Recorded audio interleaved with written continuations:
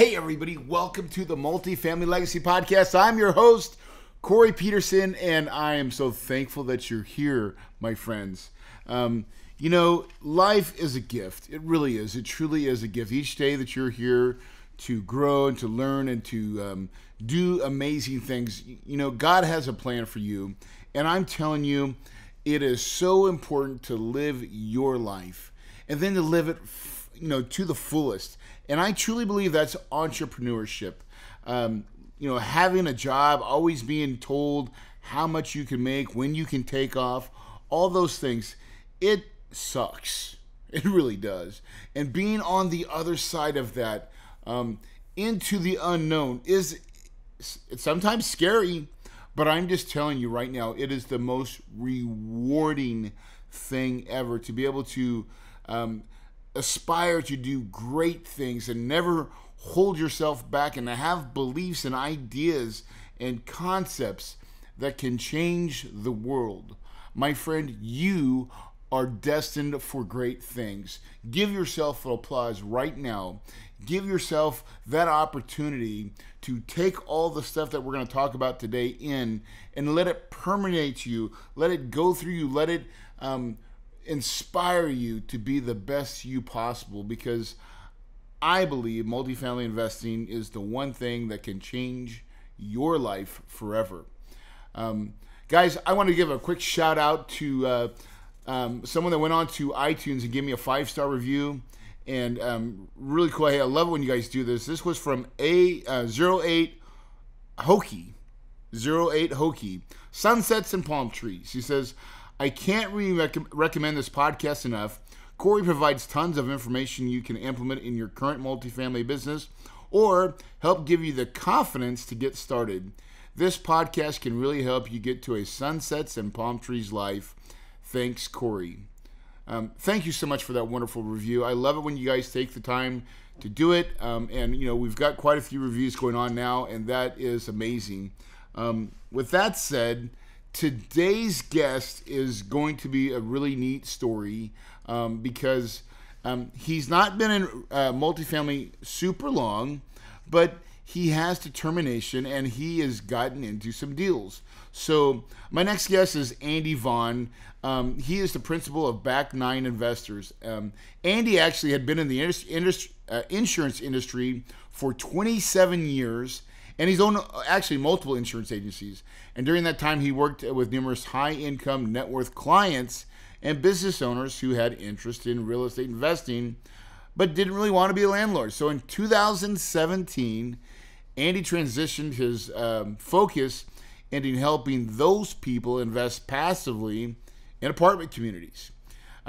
He's found properties in certain strategic markets around the southern U.S., and he is currently an active general partner in 765 doors.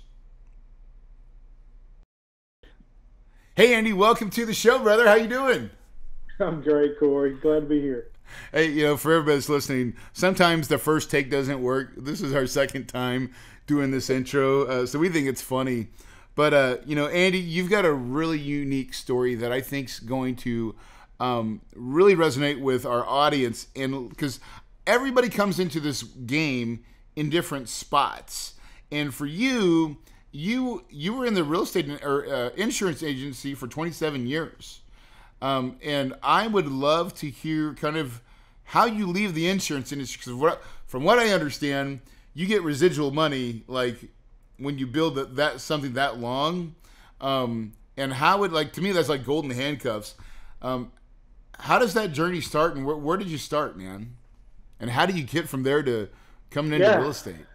Yeah. I was one of those that I always kind of had an entrepreneurial bent, and was fascinated with how people created wealth and different opportunities. I remember back in the day, all the late night infomercials from Tony Robbins to Carlton Sheets to whatnot, and probably bought all their programs, listened to them all, still have them all, learned some things along the way. But at some point I realized that the way to create lasting wealth, or as you call legacy wealth, is through some sort of vehicle that creates residual income. In other words, you do the work one time, theoretically, and it continues to produce income on an ongoing basis. So Yep. golf is my background, and you'll hear as we talk. I mean, I'll weave that into everything. That's just kind of how my brain works. But Your company's called Back Nine Investors. That's Amen. right. That's right. So I know you're not a big golfer, but I played a lot of golf. I played high school golf, and I played golf in college on scholarship. And back when I was in, I guess late high school, maybe I worked at several of the area golf courses, and I'd see these grown men, 30s, 40s, 50s, whatever, in the middle of the day while everybody else was slugging away at work, and they're on the golf course. So it always fascinated me. I was always very inquisitive and asked questions of what do you do? They were always either some sales of some sort, so they would have time. Not all of them had time and money. Some of them just had a lot of time.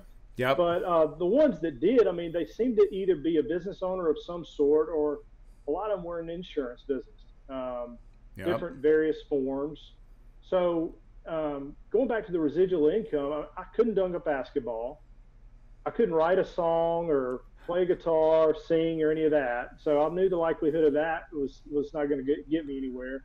So I started looking at what other ways I could do it. And insurance and real estate were the two that seemed to me to be the type, I would say would be kind of the lowest barrier to entry.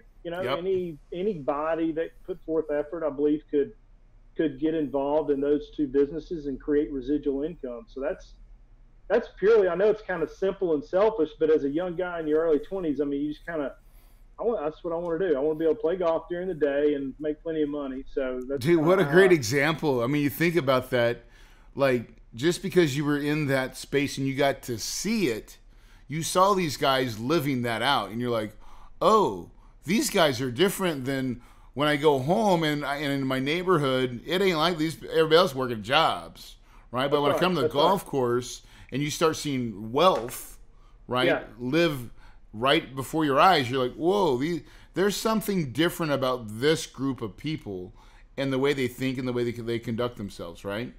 Yeah, I mean, it's the whole idea of, trading hours for dollars. And I knew you're limited, right? I mean, we all have 24 today, and we got to sleep sometime. So you get into the insurance business. Yep. So I graduated college. Funny story is there again, a lot of golf. I had a fraternity brother of mine that we played a lot of golf together. But you're still consuming stuff too. I mean, Andy, like you're telling me, like been a reader. Yeah. I mean, just like buying some courses, Tony Robbins, like. That's another unique gift set that I think you own. And I think anybody that's listening to this podcast as a entrepreneur type of person, trying to figure out that is a key is to seek out information. Correct. Oh yeah, for sure. All right. I'm sorry to interrupt. So I'm going to let you tell your story. I just there was a buddy of mine that, he's a fraternity brother, and we played golf one day, and he had just recently graduated college. And I said, what are you doing? Well, I just took a job with, one of the local insurance agencies or whatever. And we all got a big laugh out of it and laughed at him. And he went to college for, X number of years and got a college degree and to sell insurance. Are you kidding me? And then, he would proceed to tell us, hey, Vaughn, I had an appointment last night and I made $800. How much you make? And next week he'd be like, hey, Vaughn, I had a couple appointments last week and I made $2,000. What'd you make last week? And it just kind of got me thinking. And then, so I pulled him aside when it got time for me to graduate. And I said, are you for real with this? I mean, he's like, oh, yeah, absolutely. He said, it looks different because I may not get to the office till 10 o'clock or noon or whatever, and I may work to 6 p.m. or something like that. But yeah. So long story short, that's what I did. I mean, when I graduated college, I reached out to him and I said, okay, can you make some introductions or whatever? And he did, and that's the rest is history. So, and that's how it goes, right? Yeah. You're like, hey, I can play golf in the morning. That's right. Well, what we were doing, I mean, back, just getting started, we would work Monday, Tuesday, Wednesday, Thursday, and then we'd generally work in the mornings on Friday and play golf on Friday afternoons and on the weekends. Kind of got in that habit or whatever. But yeah, so I did that for a couple of years for an insurance company. Realized there was kind of a ceiling on what you could earn with a captive carrier. Then I went to an independent agency, and that's when they really opened my eyes to what all else I could write. Because prior to that, I was writing like auto, home, and life, Yep. personal lines type stuff. Went with a commercial carrier, commercial insurance agency, and started writing, all the business type insurance, workers' comp, employee benefits, and that sort of stuff. So to get All of a back to your sudden, the question, though, world what the world opened. happened? Yeah. Yeah, what happened and what got me thinking this way about the golden handcuffs deal?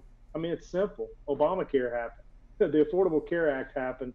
Was passed March 23rd of 2010, and that just changed my world because at that time, you know, 90+% of my revenue was being generated from employee benefits, group health insurance, and Wow. really, I saw the writing on the wall.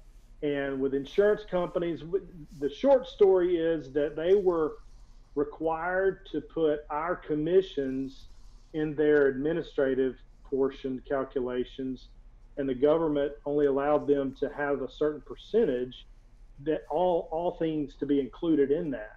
So our commissions went this way, Whoa. bonuses went this Overnight, way. like Oh that. yeah, oh yeah, oh absolutely. I You've mean, been from spent 2000, all your life building this book of business, and then it's yanked. from 2009 to 2011, my income was cut by 84%. OMG. Yeah. So it's like, okay, what am I going to do? And how And am I gonna start over? And you're like, yeah, I'm burnt out on trying to do yeah. insurance again, right? I was burnt out on property and casualty insurance. I was burnt out on business insurance because I was strictly focusing on group health and ancillary, Yep. life and dental and vision and all those sorts of things. Yep. And that's what I love doing. Small businesses. I mean, that was my bread and butter. That's what I love doing. So when all of that passed and changed, yeah, unfortunately in 2012, I had to start back writing property and casualty. Right. But so we Um, got to do what you got to do, you got to right? do what you got to do. That's right. So I couldn't bury my head in the sand and just ignore it. I had to find a way to create some revenue. So I did that. I added property and casualty back. Um, then, long story short, one of my clients, I had a lot of clients through the years that always been interested in investing in real estate Yep. in various forms. I had a client that actually had a single family home that I had insured, but it was on a pretty good chunk of land, and he came to me one day and said he needed to cancel the insurance. I said, "You sell it?" He said, "No, I'm tore it down." Like, what? And he said, "Yeah, I'm gonna build 8 duplexes on it." He was an older guy, Yep. and long story short, he retired and decided, him and his wife decided to move to the beach, and they decided to sell everything off here. So I saw him one day, and he's like, "Why don't you buy that lot from me? I already got the plans drawn, all the engineering, everything specced out. I can tell you what it's going to cost. You just go to your bank, get it all financing worked out, and you can hit the ground running." So I could tell you that was in September of 2016. So fast Wow. forward all that, September 2016. Now I'm still trying to figure out a way to get out of this insurance rat Yep. race, and so it just got the wheels turning again. Well, maybe I could do this or whatever. Did you do that Um, deal or no? I did not, because I looked at it. It was going to end up being about 1.2 to 1.4 mil, carrying the cost on all of that. Yep. I'm Hadn't learned about probably raising money or anything like 16. Oh that. no, and Yeah. I'm 16 to 18 months before we put the first tenant in, and I'm just, it's Yeah. There's no way I can too carry big of a this whole chunk. deal. Yep. Yeah. So I was like, I'm not going to do that. But it got me interested. And one of my clients that I took out there to just talk through it, he was going to be some of the capital there. He's the one that turned me on to Bigger Pockets, told me about Bigger Pockets. So I started listening to that podcast and whatever. And in November, I heard the term syndication. And Okay. obviously I knew what syndication meant, but it literally was like the scales fell off. It was like, wow, okay, I didn't know you could do that for real estate. Right. But it just totally made sense to And me. then all of a sudden you started thinking about what do I have, right? Yeah, I've got a bunch of old clients that I've probably known for years that no yeah, line can trust me. that's right, that's right. And a lot of Dude, them we had done different business deals with in the past and sold out of or yep. whatever. So Yeah, I mean, I had You a have big, I had a you big had a list. captive audience right there, right? That's right. That's Now, right. I want to make sure I pause this for a minute for everybody that's listening right now. You know, and I think about like not only people that are in insurance, but like anybody that's a working professional or self-employed, and I'm talking about like dentists, doctors, chiropractors. All those people have lists of people that trust them with their health care, with their teeth, with the chiropractor, with insurance. I mean, you name it. There's people out there that are just like Andy, that you have lists, and those lists, believe it or not, are super powerful. And so Right. let's talk about how you unlock that power. Well, ironically, the guy that wanted me to buy that lot from him, I mean, he invested in our first deal. He's now invested in four of our deals. Yep. So it's those. Matter of fact, I can remember when we got our first deal. Our first deal was a little small, 36 unit, but we didn't have to raise a whole lot of money. But when I remember, I called him up and You knew he was your go-to right away, didn't you, Andy? well, I mean, no, not really. Honestly, No? I called him up to tell him thank you, and he Okay. said, "For what?" I said, "Well, even though I didn't do that deal, it just got me back in that mode of thinking About real estate estate again. again." And Yes. I said, "And if you hadn't pushed and prodded and done all of that, I still would have been sitting around frustrated, figuring out what I'm trying to do next." He gave you enough nudge to make Yeah. you to sell yourself a different story, right? Yeah, I mean, it's weird how you can look back through life, right? And this thing that you may tried over here, it's all sowing and reaping. You may sow the seed over here, but you may reap over here. Yeah.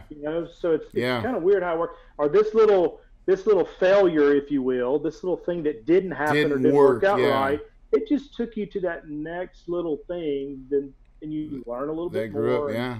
Yeah. So I just called him to tell him thank you, and we had already had that other deal under contract, and so we got to talking about that. And next thing you know, he's like, "Well, I may want to do that." I mean, he already had his little self-directed IRA set up. Yeah. So yeah. And he's all like, you did, yeah. I love this part because I truly, this is one of my core teachings is sometimes you don't even sell. You just talk about the opportunity. The right people self-select. That's how I've raised money That's right. all my life. And it's just about telling the story. And when it falls on the right person, they're interested. That's right. Yeah. And that's what you did. I mean, it's not for everybody. I mean, if it's the majority, let's just say a lot of people out there that are making, I don't know, less than six figures, let's say, and they're working a job and putting money away in a 401k, and that's all they got. They got no extra money and no no Yeah. capital to invest.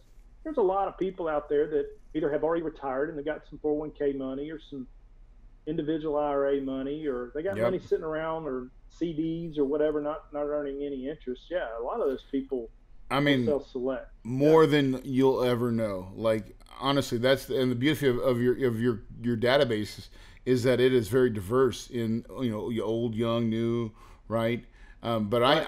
man, as a financial advisor, when I was a financial advisor, I was astonished when I realized how much money is truly out there in like a low yielding CD.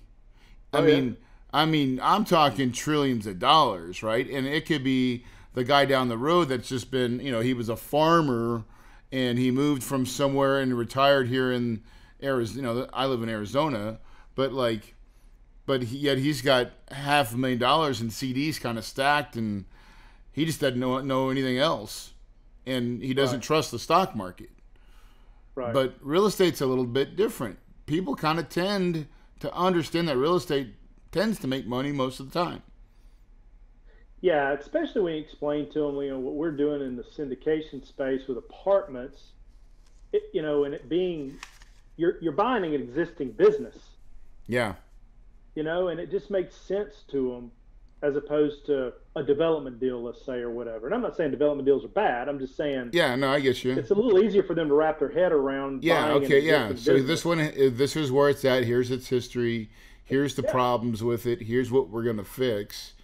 And right. people are like, okay, yeah. And, they've seen you as someone that gets stuff done, That's right. Yeah. right? And Yeah, even absolutely. whether they're when they're business owners, you're getting them health insurance and trying to here's all your options and making sure that you're attentive to their needs.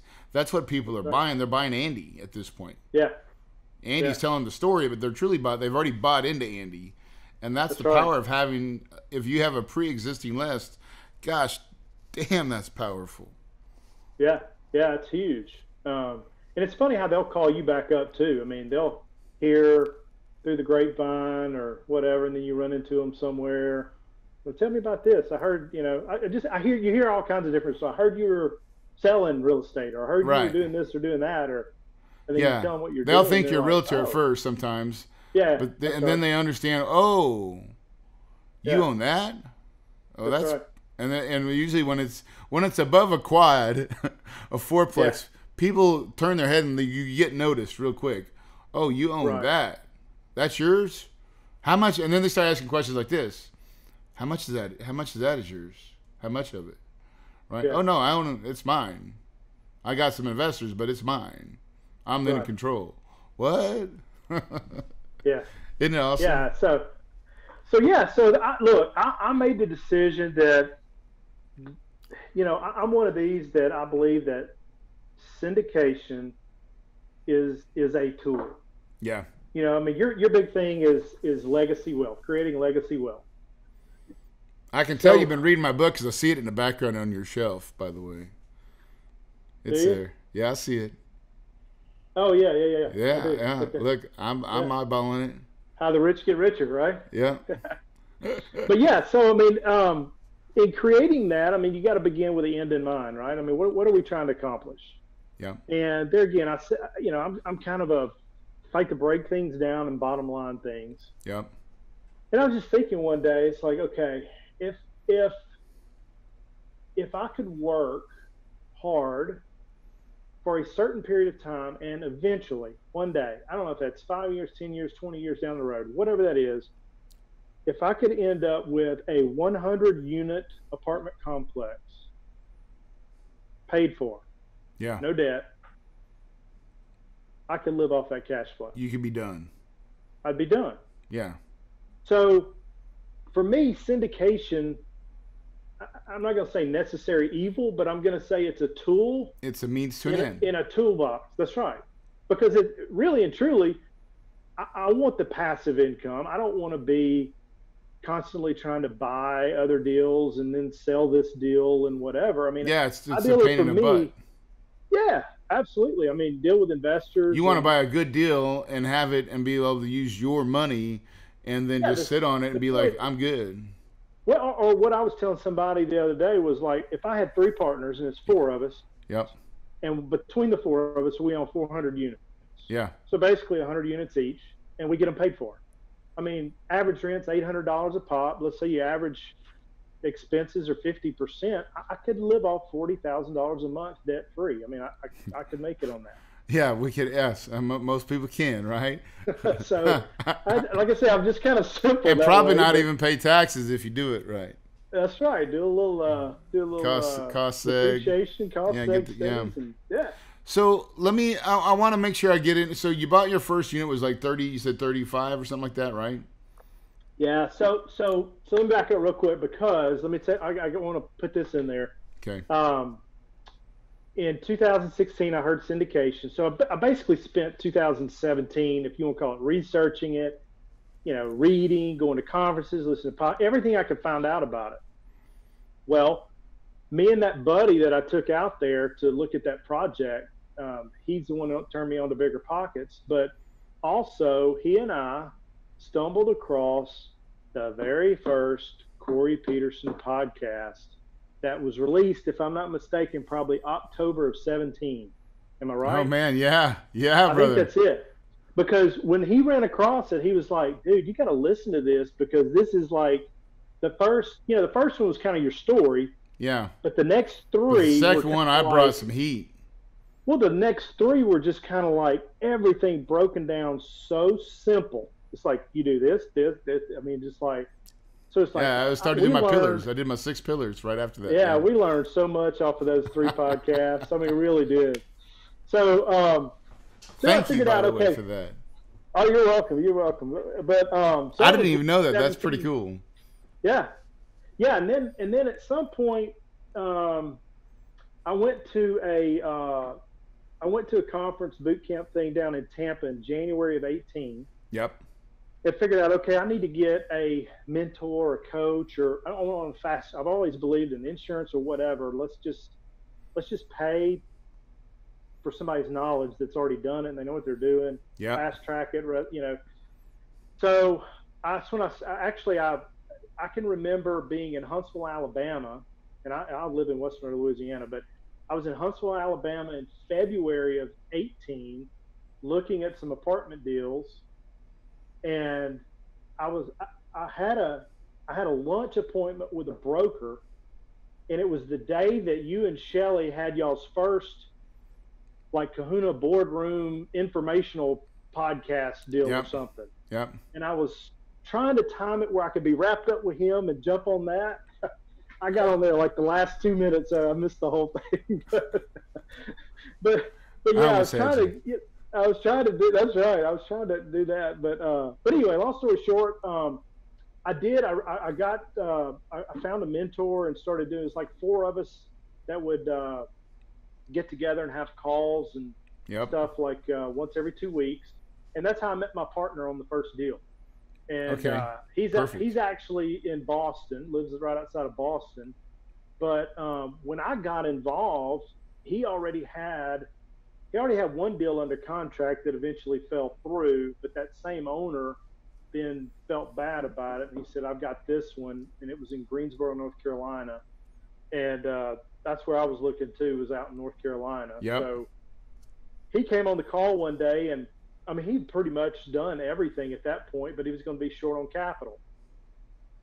So ding, ding, ding, little light bulb. Yeah. goes Well, off. I've got some of that. I know people that got Got some money. of that. That's right. So he sent me the deal. We spent probably a week going back and forth over all the numbers and getting comfortable with it, Yep. and that was in April of 18, and we closed on that deal right at the end of June of 18. So that was our Okay.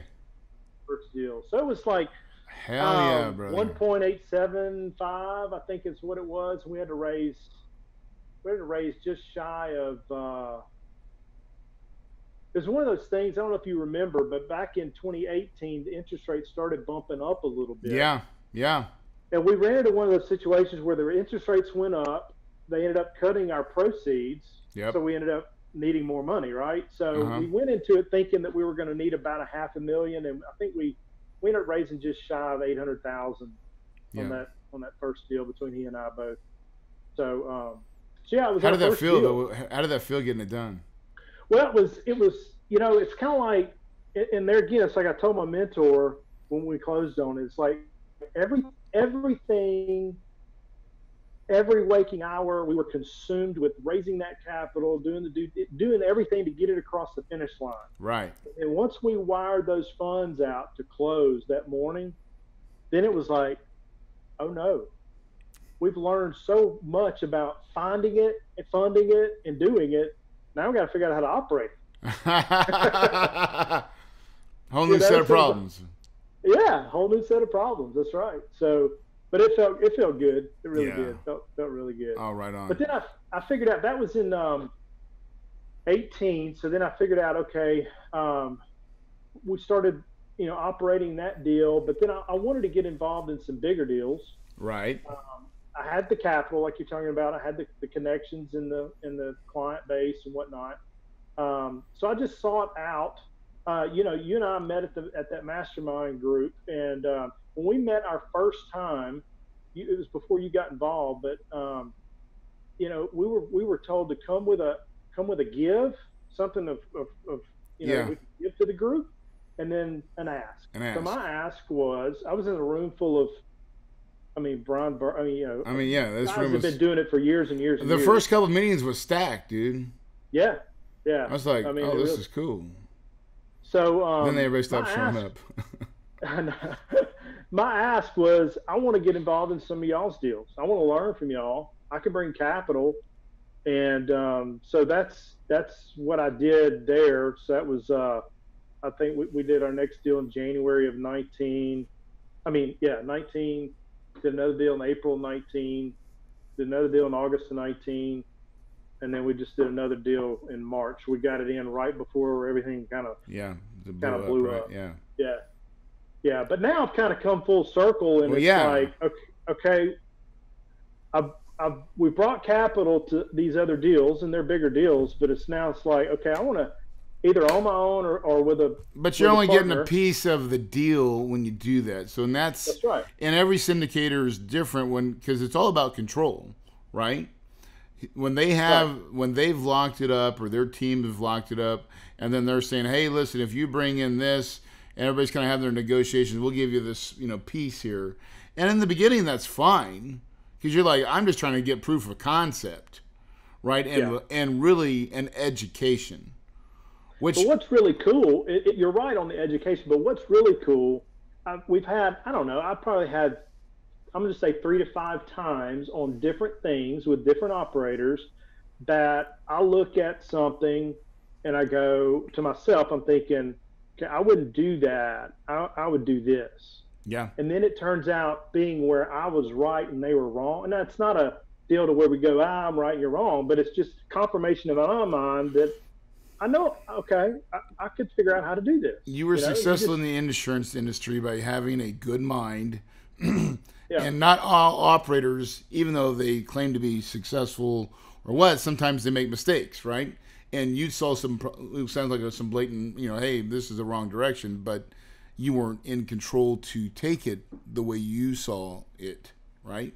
Right. Which leads you to where you're at right now. So you've got 800 and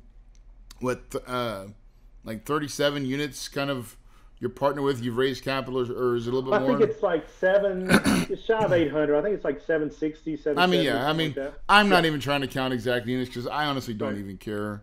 Like that's what I'm saying. Yeah, it's just, it's not even. I don't own that many units. It's just a stupid number, right? Like that's right. It really is about income and then what you're going to do because it's set you up. And my whole point I want to make is for a lot of people listening.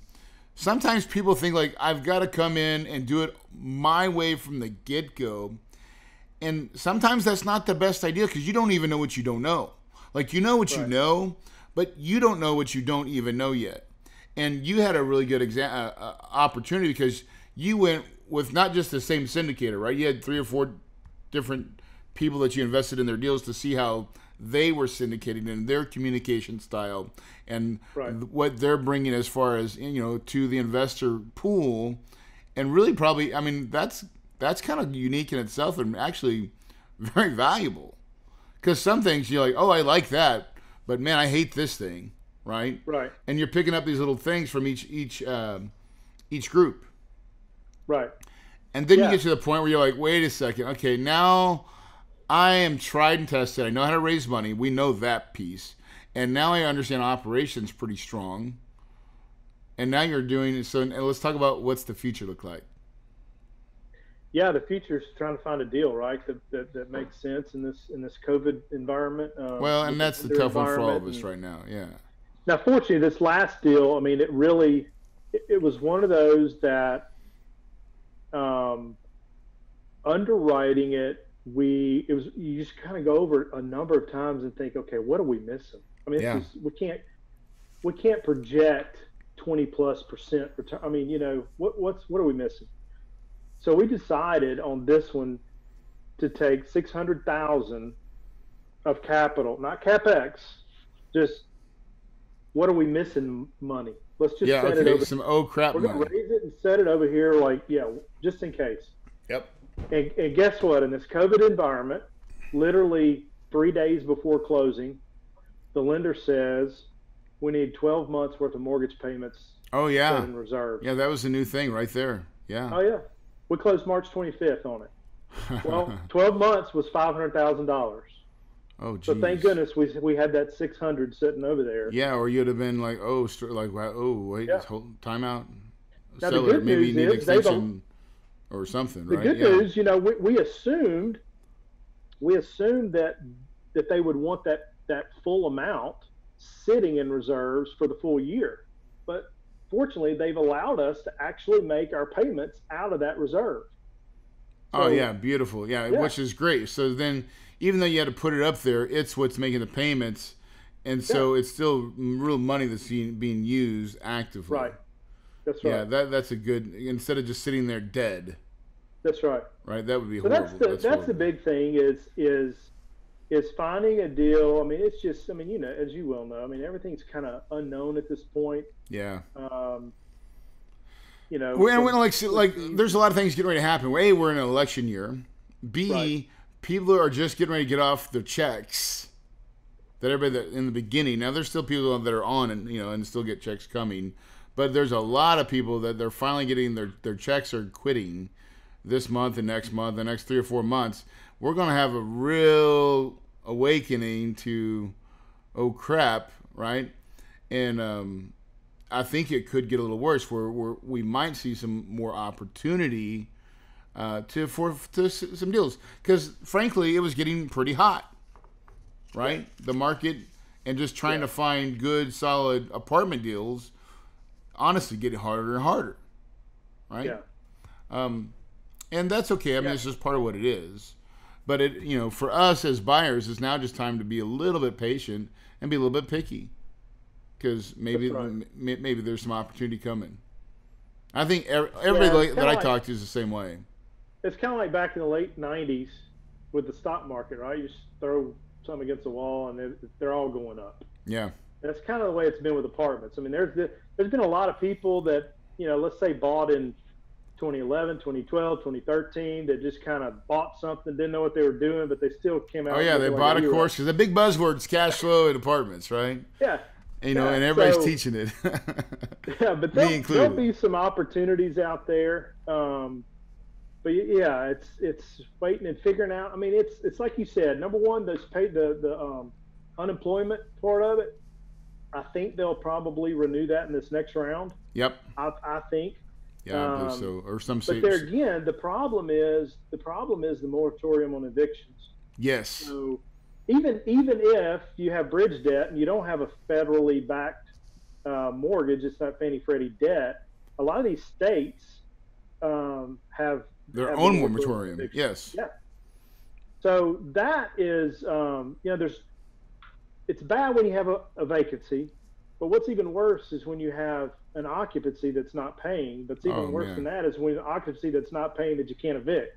I So got 14 in Louisiana that actually, that state didn't have any overlying conditions. So right, July 25th was the date, and we right. have 15 But then evictions. you got to give them a 30-day notice. Oh, exactly. So we just Yeah, started that, and so yeah, it's still going to be probably 60 to 90 days before I get them out. right. But at least I can start the process. But they've been getting free rent for 4 months now, Well, and I mean, like, I'm about 4 hours from Slidell, so if you need me to go down there yeah, and go regulate. set up shop, that's right.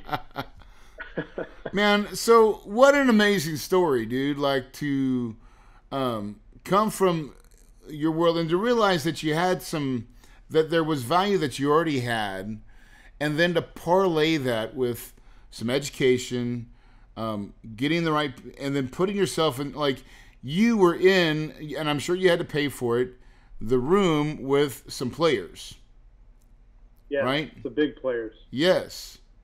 Yes. some really And big players. Yeah, yes. And I was learned a like, ton. oh, dude, right? Just remember that the first one you came to, we had Tom Wheelwright there Yeah. speaking to a small group of, what was it, like 12 or 15 of us. 12 or 12, yeah, but everybody in that room was someone that needed to be at the table, right? Yeah. So the wealth of knowledge, the number of units, and the amount of capital raised in that room. But you were there, dude, and that's the Learned a best part, lot. is you found a way to get in that room. Right. Now, you only get that way because, A, you understand the value of making sure you're in a place like that, and then you capitalized on it, Yeah. Oh, right? absolutely. Like, and dude, that is success. To the point now where you've gotten really good education, you're confident, you know your systems, you know the processes, and now you're going to go out and do it all on your own, and that is what's going to change things dramatically. I know it, right? because that's my, like, me and you are a lot the same in our thinking. Is I always wanted to own majority of my deals. I'm using syndication now, but I won't forever. My goal is in 5 years, I will be self-funding all my deals. Now, I actually might have to do what I call a twofer. In other words, when I sell a deal and I make $4 or $5 million profit, and then I give my investors back their $2 or $3 million, $4 million of money, I'm going to go find Corey's one deal for his about 3 or 4 million. That's just going to be mine, and I'm going to be the only person in it in my company. But I'll feel obligated to my capital that has counted on me for these years to go find them a deal too that will go back and do a joint thing together. Right. And I think that will be my kids' legacy if they want to do it. But my goal is to make sure I have a whole bunch of stuff that's kind of mine, that's not leveraged hard at all. 65% leverage or something that's really where I'll never, ever have to worry about someone putting a thumb on me. And then I can just go out to pasture and live my sunsets and palm trees. And do it along the way. I mean, that's what I'm doing now.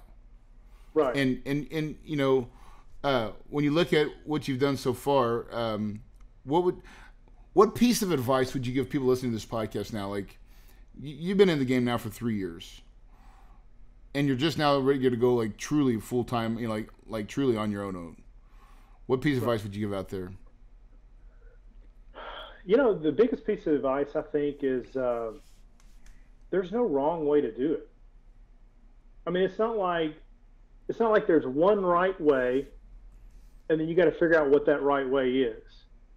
I think if you feel confident enough, or you got enough capital or background, or I've heard of people that have worked for property management companies in the past, and so they had that operational piece, and they just felt confident being able to step out there in their very first deal and kind of do it on their own. That's fine. Or if you need to feel like you need to partner with some experience first, or joint venture with someone, or start with a duplex, or whatever the case is, I don't believe that there's one right way to do it. I believe there's lots of right ways to do it, as long as you're doing something.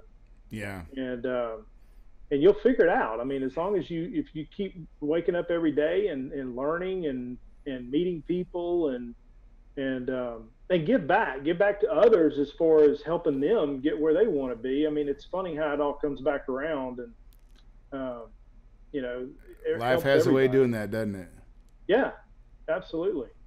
So that would be my biggest advice, is just do something. I mean, something's better than nothing. I mean, I'm kind of one of, I always, those people that shoot first and aim later. Yeah. So that was kind of my history, jumping out there. Fire, ready, aim, right? Yeah, absolutely. So, I was at the point where I was just going to do something. I mean, I started out looking at fourplexes and multifamily always made sense to me.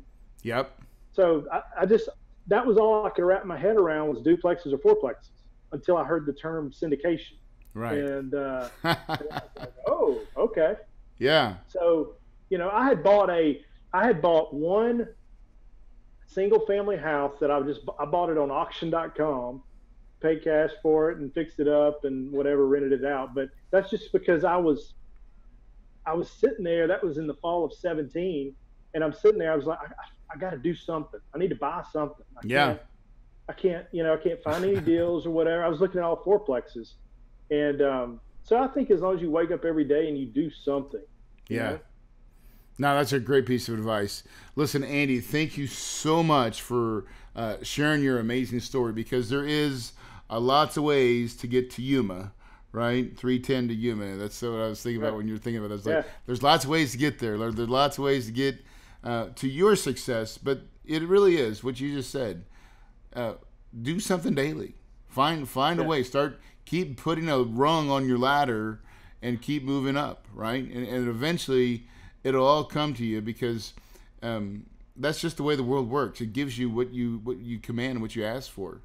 And if you're trying to better yourself and surrounding yourself, and that's one of the things, make sure you point out what you did, is you surrounded yourself with people that were doing what you wanted to do. Right. So powerful. Yeah. So powerful. All right. Well, listen, I know you're just now starting to build platforms and really kind of building the next tier to this thing. If people want to get a hold of you or figure out what Andy's up to, how do they find you? Well, first of all, you go to the website, it's back9investors.com. So, we've got different resources on there and tell a little bit about what we did, and we'll continue adding things to that. My email address is andy@back9investors.com. And then I'll just get out my cell phone. If anybody wants to text me, if I've been on podcasts before, people just shoot me a text, or if they want to call me, I'm good with that. That's hit it, man. It's you might get bombarded, but hit it. That's fine. It's 318-614-0681. Cool. So yeah, cool. I'll be glad to help out any way I can, answer any questions. It's funny. We went to a conference back last summer in Dallas, and at that conference, there were 5 guys went out to dinner, and we had a guy from like Ohio, one from Massachusetts, one from Oklahoma, me from Louisiana. I forget where the other one was from, but anyway, so just out of that, we formed this little mastermind group, just us 5.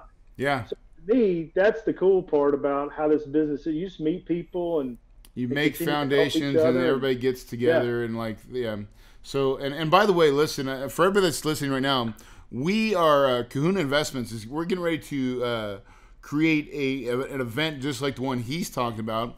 We're going to be doing it in April. It's called the Apartments to Millions Summit. I'm really teasing it for the first time on this podcast. But it's going to be the place where you'll find partners, you'll find money, you'll find education, you'll find everything you need to put together a deal. That's the kind of event, 500 to 600 people in attendance.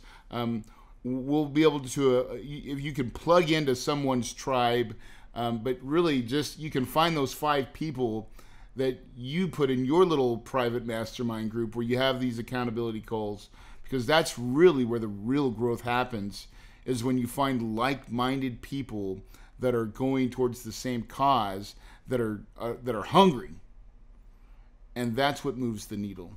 Am I right, or am I right, brother? Absolutely. Right. I had one text me this morning asking me if I'd followed up on the last thing I was supposed to follow up on, the guy from my mastermind. So he just checked. He's like, I'm gonna keep prodding you till you do it. So yeah, it's all good. Guys, listen, thanks for tuning into this episode. Remember this. It is in your belief, in your daily talk, everything that you do each and every day, it matters. It matters what you say, and it really matters what you tell yourself.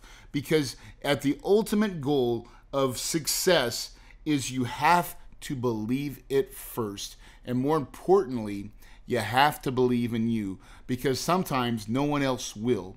And so you've got to put yourself, and you got to believe in it each and every day so you can form calluses. Because people are going to come at you each and every day that are going to try to steal your dream and steal your goal and steal your little pot of rainbow that you've been working your butt off towards. And I'm telling you, it's not fair. So every day, take the time to tell yourself you're great and own your deal, own your success, and put it out there and just proclaim it to the world. Because if you believe it, you can achieve it, and your paradise is absolutely possible.